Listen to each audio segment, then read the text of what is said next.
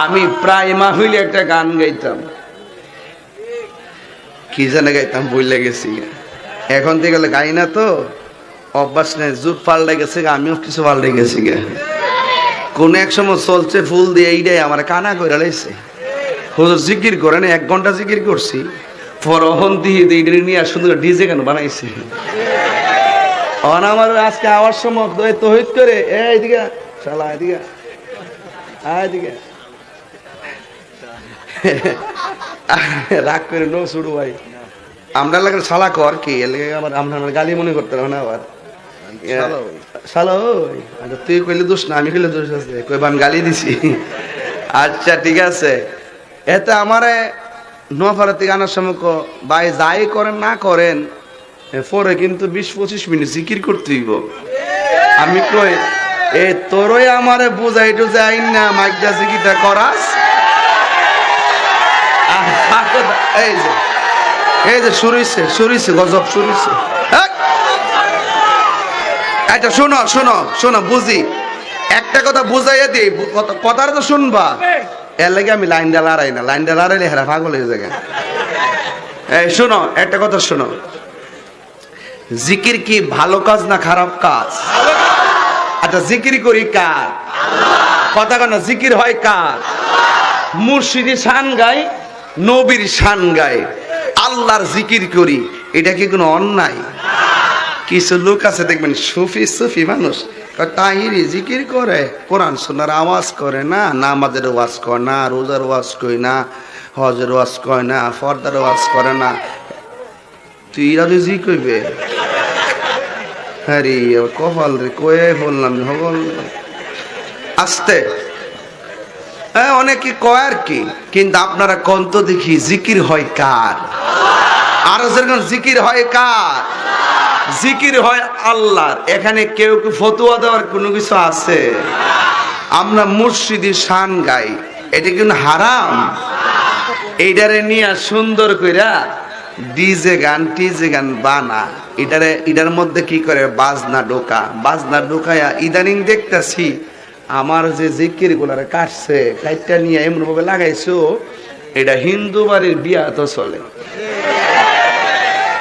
পরে আমি আবার মনে মনে কইছি যে হেরার ভাই তারা জীবনে যায় ওয়াজ করে ও মুর্শিদে গোজাতাম না, আমার গানটা যখন বাজে উছিলা তো ও মুর্শিদে হুনতাছে, ঠিক নিও।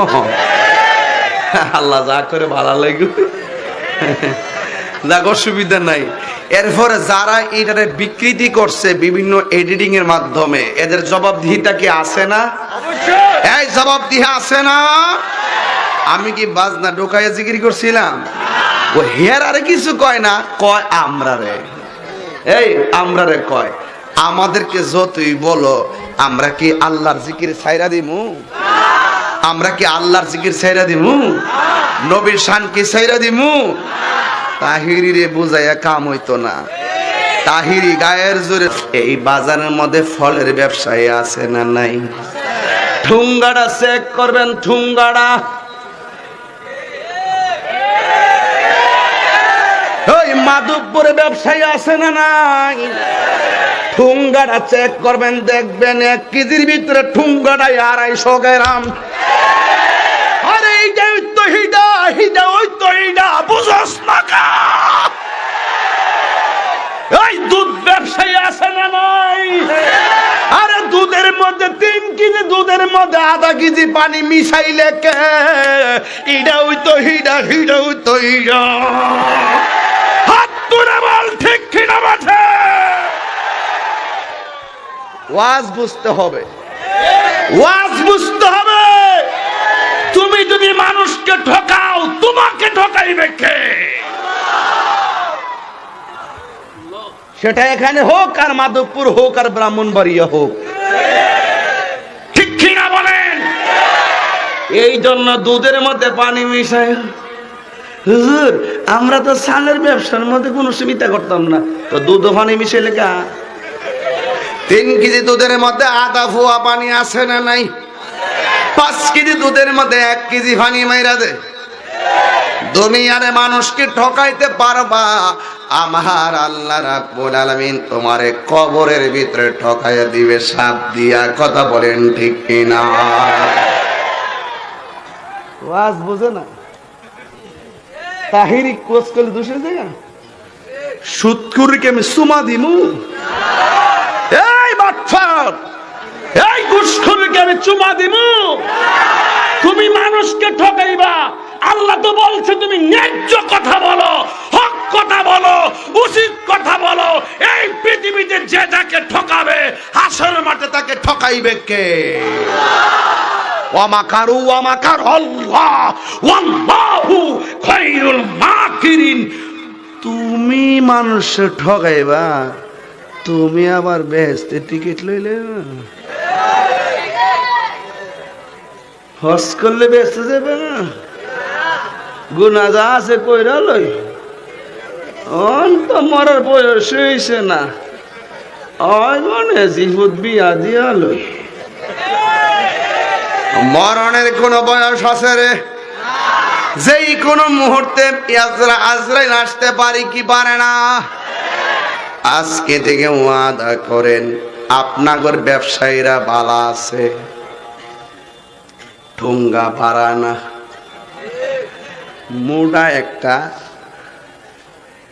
ওই যে সাবানের যে প্যাকেটটি আছে না, এটিতে কাইটটা তলে দা লাগা, আবার মাঝে মাঝে চুম্বুক লাগাই রাখে।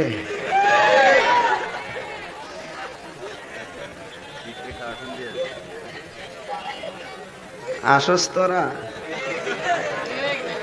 ইডি চেক দিবেন, চেক বলে 1 কেজি আপেল দেওয়ার আগে ঠুঙ্গাটা মাপ দো। এরপরে আমার এই বড় ঠুঙ্গা ধরার নাই, আমার জালি বেগ আছে না, জালি দিদা দো, হিটা লাগতো না। ওরে বাটপার সব ধরা খাইয়া যাইব। আরে হাত দিলে কাও ঠিক না বেঠে? তাহিরি আসল কথা কদি কি বলা না, আমি তো কাউর চোখের দিকে চাই কথা কই না। জীবন একবার, মরণ একবার, কিন্তু মনে রাখবেন মরণ আর হবে না, জীবন ঠিক আরেকবার পাবো। কবরে গেলে জীবন আবার ফিরে দিবেন কে? রাস্তা কয়, আমার কথা কি কষ্ট হইতেছে আপনারা? শ্বশুর বাড়ি এলাকা তো, যদি কনসেপ্টে দামাইতো একটু সভ্য থাকা দরকার, ওয়াজি চিল্লে মিলে ঘরে। আসলে এটা আমার অভ্যাস তো, বিয়ে করার আগে এমনি চিল্লাইছি। 19 বছর ধরে ওয়াজ করি, আল্লাহ রহমতে শতকরা 95 জায়গা সম্পত্তি লো হচ্ছে। হ্যাঁ, আরে কষ্টিতা জায়গা সম্পত্তি লো কাজ। দুনিয়াতে যদি মানুষের জায়গা একটু ভোগ করে খান, একটু কথা কইয়া দিয়া যায়, দুনিয়ার যদি শোনার চান আরেকজনের জায়গা বুক করে খান, মনে রাখেন এটা বান্দার হক। নামাজ পড়ছেন না, আল্লাহ মাফ করে দিতে পারে। রোজা রাখেন নাই, মাফ করে দিতে পারে। হজ করেন নাই, মাফ করে দিতে পারে। মাগার মানুষের হক নষ্ট করে খাইবেন, সান্দু বাসার জায়গা পাইতাম না। কথা কোন ঠিক না বেটি? এই জন্য জায়গা জোগা নিয়ে ঝগড়া চলবে, মারামারি চলবে, বায়ে বায়ে ঝগড়া চলবে, ব্যবসায়ী ব্যবসায়ী ঝগড়া চলবে, পাড়ায় পাড়ায় ঝগড়া চলবে। আল ফিতনাতু আসাদ্দু মিনাল কতল, ফিতনা হলো হত্যার চাইতে আরো জঘন্য। কথা বলেন ঠিক কিনা?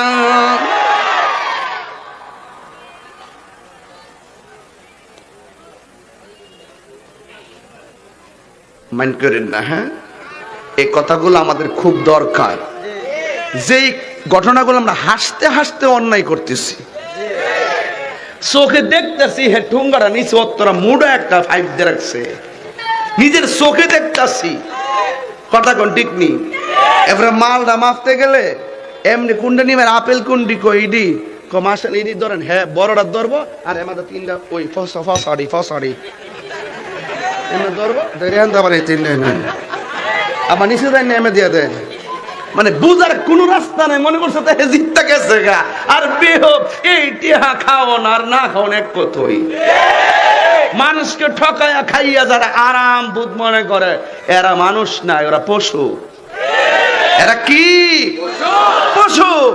এই জন্য মানুষ সৃষ্টির শ্রেষ্ঠ, আবার মানুষ পশুর চাইতে আরো নিকৃষ্ট। জোরে কন্যা আল্লাহু আকবার। এই জন্য ব্যবসা হালাল। ব্যবসা কি?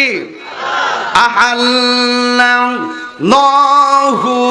বাইআ ওয়া হারামার রিবা।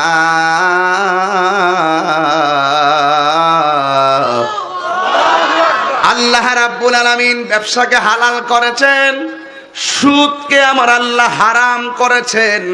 আজকে হাসতে হাসতে মানুষ ওপেন সুদ খায়। ওপেন যেহেতু সুদ খায়, এই ওপেন বাড়ি আছে না নাই? দুনিয়াতে ভুইগা যাইব হারাম খোরের দলেরা। এই জন্য যুবক, রাস্তা হলো দুইটা, একটা হলো হালাল আর একটা কি? হারাম।